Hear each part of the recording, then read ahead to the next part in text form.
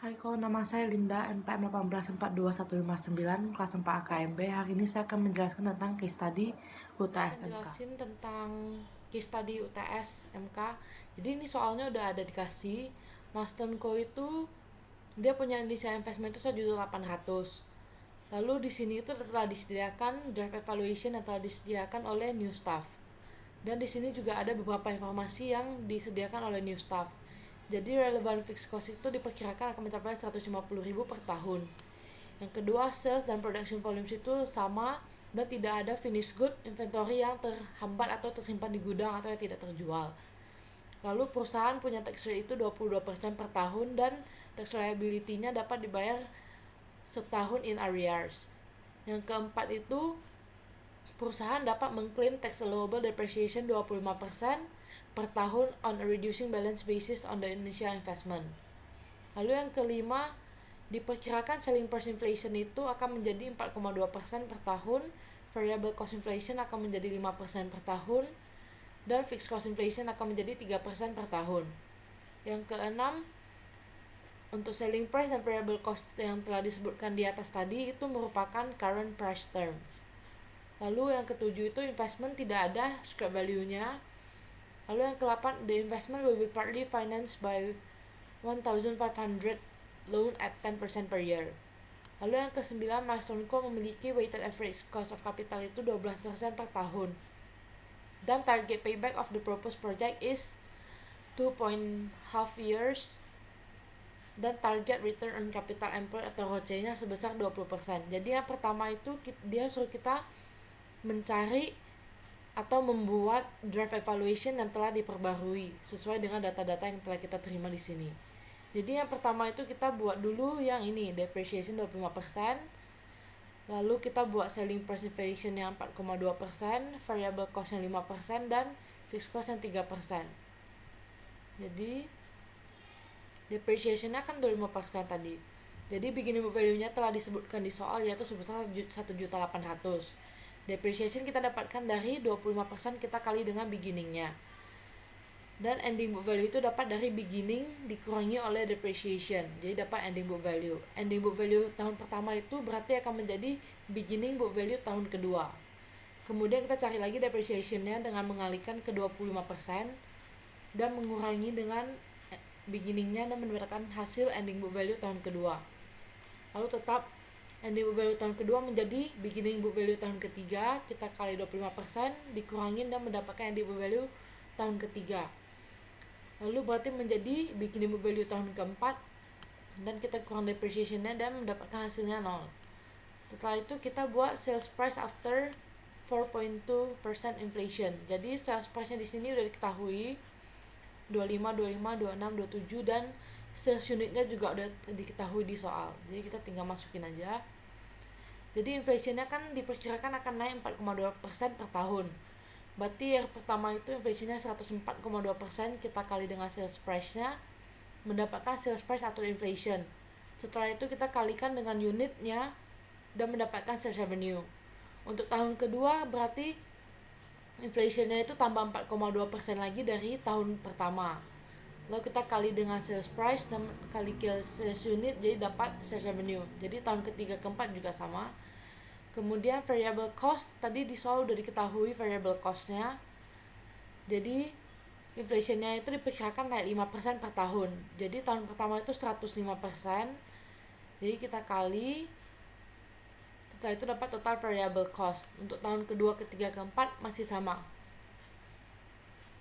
Kemudian untuk fixed cost after 3% inflation. Jadi fixed cost-nya di soal udah diketahui 150.000. Inflationnya 3%. Setelah itu jadi 103%, setelah itu kita kali dengan 150.000 dapat 154.500. Setelah dapat 4 ini kita udah bisa buat tabelnya. Jadi initial investmentnya itu di soal udah ditulis 1.800.000. Untuk sales revenue kita pindahin dari yang di sini.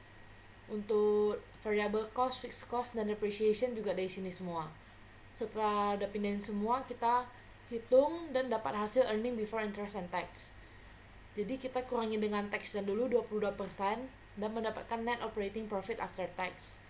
Setelah itu kita tambahkan lagi dengan depreciation-nya dan mendapatkan relevant cash flow. Kemudian kita hitung PVSS 12%-nya. Jadi ini dihitungnya per tahun. Di masing-masing tahun beda. Setelah mendapatkan PVSS 12%, kita kalikan dengan relevant cash flow-nya dan mendapatkan present value cash flow. Setelah itu kita tambahkan semua dan mendapatkan hasil NPV sebesar 2.508.550. Setelah dapat ini kita udah bisa buat revised draft evaluation-nya. Jadi sales revenue-nya pindahin dari atas saja, variable cost, fixed cost. Setelah itu dapat cash flow before tax. Setelah itu kita kurangin dengan tax allowable depreciation dan mendapatkan taxable profit. Setelah itu kita kurangin dengan taxation-nya dan mendapatkan earning after tax. Kita tambah lagi depreciation yang di sini dan mendapatkan operating cash inflow. Dan ada diskon at 12%, berarti kita kali masing-masing. Setelah dapat hasil diskonnya itu kita dapat present value cash inflow. Setelah itu kita tambahkan semua dan kita kurangi dengan cost of machine-nya sebesar 1.800.000 dan mendapatkan NPV-nya yang sama seperti yang di atas, yaitu 2.508.550. Lalu menurut saya ini itu financially acceptable karena NPV-nya itu di atas 0. Kita kerja soal yang B, yaitu kita jelasin apakah ada revisi yang kita buat sesuai dengan draft evaluasi yang telah kita ganti di part yang A. Jadi sales revenue-nya itu perlu di-adjust sesuai dengan inflasi tiap tahun. Jadi itu tiap tahun harus di-adjust sebesar 4,2% per tahun.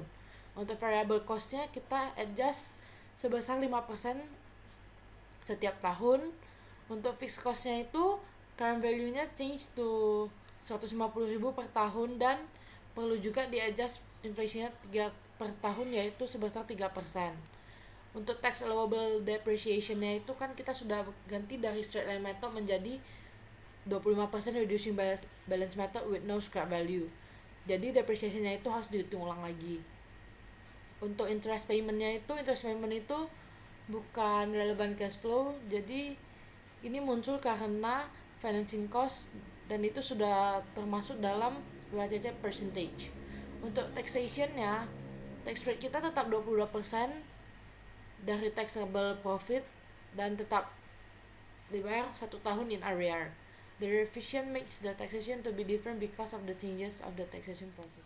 Jadi yang pertama itu payback period-nya. Initial investment-nya itu 1.800.000, sudah diketahui di soal. Kemudian kita cari cash inflow-nya.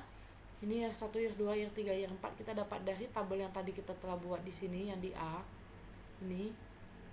Jadi kita pindahin ke sini. Kemudian kita dapat net cash flow-nya itu dari hasil initial investment kita tambahkan dengan cash inflow tahun pertama, kedua, ketiga, keempat masing-masing tahun. Jadi di sini bisa diketahui kalau yang satu itu kita bisa mendapatkan 1.223.000 dan tahun kedua itu berarti sisanya yaitu initial investment ditambah dengan relevant cash flow tahun pertama, jadi dapat hasil 577.000. Untuk mengetahui berapa lama kita membutuhkan waktu untuk dapat payback period-nya itu, kita hasil yang tadi telah dikurangi itu kita bagi dengan relevant cash flow tahun kedua dan kita kali dengan 12. Jadi dapat hasilnya 6,52 bulan, yaitu bisa kita bulatin menjadi 7 bulan. Berarti payback period-nya itu 1 tahun 7 bulan. Jadi menurut saya payback period ini acceptable karena payback period-nya ini udah lebih cepat daripada target yang telah di-set oleh perusahaan, yaitu sebesar 2,5 tahun. Sedangkan di sini itu payback period-nya cuma 1 tahun 7 bulan. Jadi sudah lebih cepat 8 bulan. Kemudian untuk ROCE-nya, average NOPAT dibagi initial investment. Average NOPAT-nya itu kita dapat dari hasil ini di tabel yang tadi. Ini.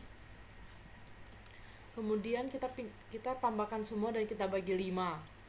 Lalu untuk initial investment kan di soal sudah ada 1.800.000, kita bagi dapat hasil 43,81%. Kemudian ada satu rumus lagi, yaitu average NOPAT dibagi average investment. Jadi average NOPAT-nya tinggal ambil dari yang lihat saja. Average investment itu kita dapat dari initial investment, kita bagi 2. Setelah itu kita bagi hasilnya 87,63%. Menurut saya metode yang ROCE ini juga acceptable karena dua-duanya punya percentage itu lebih tinggi daripada percentage yang diharapkan oleh company, yaitu sebesar 20% sesuai dengan yang di soal. Jadi untuk payback period dan ROCE dua-duanya acceptability of sales revenue and initial investment and comment on it. Jadi Yang pertama itu kita cari sensitivity analysis of sales revenue. Jadi kita buat tabelnya dulu, year 1, 2, 3, 4. Kemudian sales revenue-nya ini kita dapat dari yang tadi kita hitung, yang ini. Kemudian kita pindahin ke sini, dan kita kali dengan PVSS 12%. Setelah itu kita kali, kita dapat hasil PV of sales revenue. Lalu kita tambahin semua dari dapat total PV sales revenue-nya. Kemudian kita keluarin teksnya. Jadi sisanya itu 8.476.380. Setelah udah dapat ini yang exclude tax, kita bisa masukin ke rumusnya, yaitu NPV 2.508.550 yang dapat di A yang tadi. Kemudian kita bagi dengan total PV sales revenue exclude tax yang tadi kita telah hitung dikali 100%. Jadi dapat hasilnya itu 29,59%. Kemudian yang kedua itu sensitivity analysis variable cost. Jadi ini tabelnya sama aja, cuman ini ganti ya variable cost. Angkanya itu kita dapat dari sini. Ini yang tadi kita udah hitung. Lalu kita cari PV/S 12%-nya lagi, kemudian kita kalikan dan dapat PV of variable cost. Dan sama lagi kita totalin semuanya dan dikeluarin teksnya. Kemudian kita masukin ke rumusnya, yaitu NPV dibagi dengan total PV variable cost exclude tax dikali 100%. Jadi dapat hasilnya 62,14%. Lalu untuk sensitivity analysis of initial investment, kan initial investmentnya sudah diketahui, jadi kita nggak usah cari lagi, tinggal masukin ke rumusnya aja. Jadi dapat hasil 139,36%. Untuk fixed cost-nya kita ambil angkanya dari yang di depan juga, yang di sini. Kemudian kita cari PVSS 12%-nya juga, kita kaliin, dapat totalnya, kita keluarin teksnya, dan kemudian masukin ke dalam rumusnya. Jadi hasilnya itu 638,70%. Jadi kesimpulan dari yang di atas itu, semakin kecil percentage sensitivity analysis kita, berarti itu NPV-nya lebih sensitif ke variabelnya. Jadi yang paling sensitif di antara keempat ini itu adalah variable sales revenue, karena persennya yang paling kecil kalau dibandingin dengan yang lain. Lalu untuk mencari sensitivity itu ada 2 kriteria. Jika cash inflow itu berarti cash inflow tidak boleh lebih rendah dari percentage atau NPV. Kalau enggak akan menjadi negatif. Dan jika project tidak bisa mengaccept, ya. Kalau cash outflow, berarti cash outflow itu tidak boleh lebih tinggi daripada percentage atau NPV. Kalau enggak nanti NPV-nya akan negatif dan projectnya itu tidak akan diterima. Yang A itu the general inflation rate is 6%. How to evaluate the investment proposal in real term? Just explain, no need to do the calculation. Jadi when we evaluate the investment in real term, first from the nominal cash flow, we discounted it by using the inflation rate 6%. Then we will get the real cash flow or cash flow ignoring the inflation. Then after that, we discounted it by using the real rate 5.66% because the cash flow has already been adjusted to inflation-free rate. Then we will get the PV of cash flow, and we will get the same NPV even by using the nominal cash flow discounted by nominal rate or real cash flow discounted by real rate. Yeah, F itu company may face the capital rationing issue in its investment choice. Why the companies face problem of capital rationing? Jadi capital rationing itu adalah masalah yang umum terjadi di berbagai macam perusahaan, karena di luar sana itu profitable project-nya itu lebih banyak dibandingkan dengan modal yang tersedia di perusahaan. Jadi capital rationing itu adalah situasi di mana perusahaan memiliki modal atau kapital yang terbatas untuk diinvestasikan ke beberapa proyek yang potensial. Jadi untuk mengetahui project mana yang harus kita invest itu, kita akan melakukan perbandingan antara satu project dengan yang lain agar kita bisa mengalokasikan kapital kita atau modal kita secara efektif. Jadi capital rationing ini bisa muncul karena 2 faktor, yaitu soft capital rationing atau hard capital rationing. Jadi yang soft capital rationing itu terjadi karena internal factor. Mungkin saja manajemen bisnis itu tidak mau mengissue additional share karena mereka takut nanti orang luar yang bisa mengendalikan perusahaannya. Atau enggak, mereka juga mungkin tidak mau karena mereka takut keuntungan per share-nya itu jadi rendah.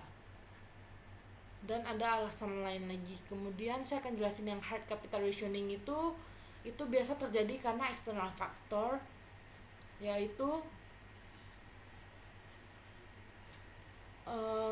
the cost associated with making small issue of capital may be too great. Jadi mungkin untuk mengisu kapital di suatu perusahaan itu biayanya lebih besar dibandingkan dengan hasilnya. Jadi mungkin mereka nggak mau, atau enggak juga mereka mungkin ada restriction dari pinjaman bank yang dikendalikan oleh pemerintah.